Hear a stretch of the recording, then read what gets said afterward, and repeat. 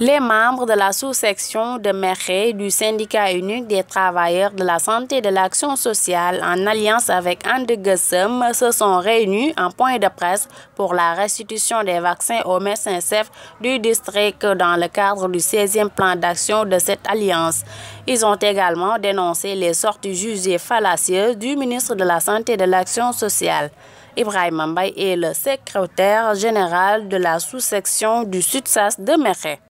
Monsieur et madame les journalistes, monsieur les autorités, la sous-section de Mékhé se réunit aujourd'hui pour la restitution des vaccins aux médecins-chefs de district dans le cadre du 16e plan d'action de cette alliance. Nous voudrions aussi dénoncer foncièrement les sorties jugées fallacieuses de monsieur le ministre de la Santé, qui essaie de nous mettre en mal avec les populations. En effet, c'est même manquer de respect en disant que le SUTSAS ou le And Gueusseum doit attendre les résultats de l'étude sur le régime indemnitaire de la fonction publique, alors qu'au même moment, des indemnités sont octroyées à d'autres corporations, aussi bien de la santé que d'autres secteurs de la fonction publique. Oui. Et à ce niveau, une question importante nous interpelle. Est-ce que nous sommes dans une fonction publique où certains corps sont plus importants que d'autres? L'autre chose, monsieur le ministre de la Santé, à défaut de pouvoir trouver des solutions idoines par rapport à cette crise sans précédent, il préfère proférer des menaces et intimidations qui ne nous ébranlent nullement.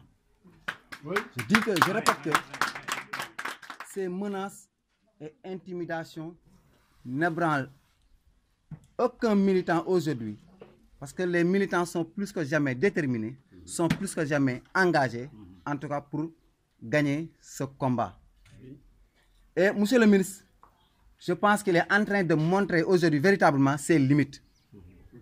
Vouloir contourner ces braves agents de santé qui bravent, excusez-moi de la répétition, chaleur et poussière dans la brousse, vouloir les contourner et vacciner les enfants, je me dis que c'est ne pas connaître la vaccination, encore moins maîtriser le système de santé au Sénégal.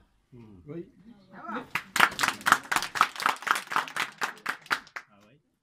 Aujourd'hui, on n'a pas peur de ces menaces de ponction de salaire, car on a des collègues qui sont à Tamba, à Kolda, à Matam, qui courent encore derrière leur salaire.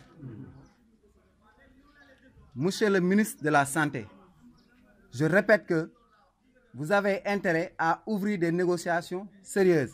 Sinon, le président de la République n'a qu'à prendre ses responsabilités pour trouver des solutions concrètes, réalistes et réalisables et de façon définitive pour cette crise qui secoue en tout cas le secteur de la santé, qui est un secteur très sensible.